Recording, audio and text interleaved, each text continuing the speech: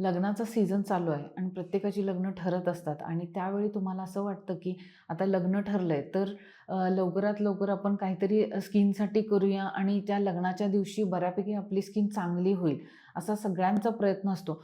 पण हे अतिशय चुकीचं आहे. कारण कसं असतं की तुम्ही इन्स्टंट गोष्टी जेव्हा निवडता त्यावेळी त्याचे साईड इफेक्टही तेवढेच व्हायला लागतात. कुठलीही ट्रीटमेंट किंवा कुठलाही तुमचा स्किन प्रॉब्लेम असेल तर तो तुम्हाला 3 महिने अगोदर तरी तुम्हाला ट्रीटमेंट सुरू केली गेली पाहिजे, जेणेकरून त्याचा रिझल्ट तुम्हाला लग्नापर्यंत दिसायला लागेल. तर जे मेडिकेटेड ट्रीटमेंट असतात, तर ते 3 महिन्या अगोदर चालू करणं गरजेचं असतं. याच्यामध्ये बॉलिवूड पिल्स आले, स्किन बूस्टर्स आले, जसे की ग्लुटाथिओनचे इंजेक्शन्स असतील किंवा कुठलेही मेडिफेशियल्स वगैरे असतील, बोटॉक्स आले, फिलर्स आले, स्किन बूस्टर्स आले, तर अशा गोष्टी तुम्हाला आधीपासून घेणं गरजेचं आहे. बोटॉक्स किंवा फिलर्स ह्या गोष्टी तुम्ही 1 महिना अगोदर घेऊ शकता, त्याचा काही प्रॉब्लेम येणार नाही. पण पार्लरमधल्या ज्या काही गोष्टी असतात, तर त्यांना इन्स्टंट नव्याने ट्रायल देणं शक्यतो अव्हॉइड केलं पाहिजे. जसं की तुम्ही आधी कधीही तुम्ही वॅक्सिंग वगैरे प्रोसिजर ह्या केलेल्या नसतात आणि अचानक पार्लरवाली वगैरे सांगतात म्हणून तुम्ही जर इन्स्टंट 1 महिना अगोदर किंवा 4-5 दिवस अगोदर जर फेस वॅक्स किंवा बॅक वॅक्स अशा गोष्टी नव्याने करत असाल तर ते शक्यतो टाळा. कारण त्यामुळं बऱ्याच जणांना पिंपल्स वगैरे येऊ शकतात वॅक्स केल्यानंतर आणि रॅशेस वगैरे येऊ शकतात. त्याला ट्रीट करायला बराच वेळ जातो आणि तुम्ही लग्नाच्या दिवशी अचानक ह्या गोष्टी नव्याने दिसायला लागतात. जे काही तुमच्या स्किन रूटीनमध्ये जसं की क्लिन्झर, मॉइश्चरायझर, सनस्क्रीन ह्या गोष्टी सुरू आहेत ते ॲज इट इज फॉलो करा. आधीपासून जर एखादं नाईट सिरम चालू असेल तर ते चालू ठेवू शकता.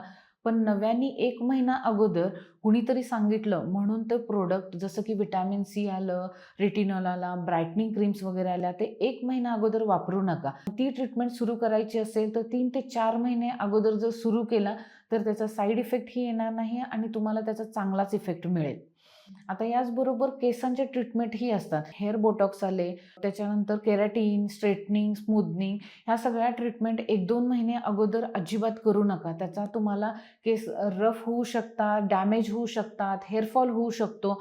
अचानक लग्नाच्या दिवशी हे सगळं कव्हर करणं पॉसिबल होत नाही. त्यामुळे ह्या ट्रीटमेंट करायच्याच जर झाल्या तर डॉक्टरांचा सल्ला घेऊन जसं की हेअरफॉल नसेल तर तुम्ही ह्या ट्रीटमेंट करू शकता. हेअरफॉल असेल तर शक्यतो ह्या गोष्टी अव्हॉइड करा आणि अव्हॉइड करून तुम्ही हेअरची ट्रीटमेंट घ्या. जसं की PRP थेरपी आली किंवा हेअरचे जे काही इंजेक्शन्स आहेत जसं की मिझोथेरपी वगैरे आहे, अशा गोष्टींचा तुम्ही यूज करा. स्किन बूस्टर्स आले, हेअर बूस्टर्स आले, ह्यांचा तुम्ही यूज करा. बरेच जण काय करतात, की मी खूप जाड आहे म्हणून वेट लॉसला जातात आणि इन्स्टंट 1-2 महिन्यामध्ये मला वेट रिडक्शन करायचं आहे म्हणून भरपूर एक्सरसाइज करतात, पण डाएट प्रॉपर घेत नाहीत. कमी स्पॅनमध्ये जर वेट लॉस झालं, तर हेअरफॉल वगैरे जास्त प्रमाणात व्हायला लागतो. तर शक्यतो असं न करता हळू प्रमाणात वेट लॉस करा किंवा तो खूप दिवसापासून आधीपासून तो सुरू करा, जेणेकरून तुम्हाला पाहिजे त्या दिवशी चांगला रिझल्ट त्याचा मिळू शकतो. आता डाएटमध्ये वेट रिडक्शन होत असेल तर प्रोटीन इंटेक जास्त घेणं गरजेचं आहे. त्यामध्ये पनीरचा वापर आला किंवा सोया पनीर वगैरे आले किंवा ड्रायफ्रुट्स वगैरे आले, एग व्हाईट वगैरे आलं, अशा गोष्टींचा जास्तीत जास्त वापर करा. डेली रुटीनमध्ये या सप्लिमेंटचा समावेश करा, ज्यामध्ये ओमेगा 3 हे तुम्हाला हायड्रेशनसाठी जास्त फायदेशीर ठरेल. मॅग्नेशियम हे तुमची झोप व्यवस्थित करेल आणि त्यानंतर व्हिटॅमिन सी आणि ग्लुटाथिओन हे तुमच्या ग्लोईंगसाठी इफेक्टिव्ह राहतील. खाण्यामध्ये जास्त शुगर इंटेक घेऊ नका. शुगर इंटेक कट डाऊन करा.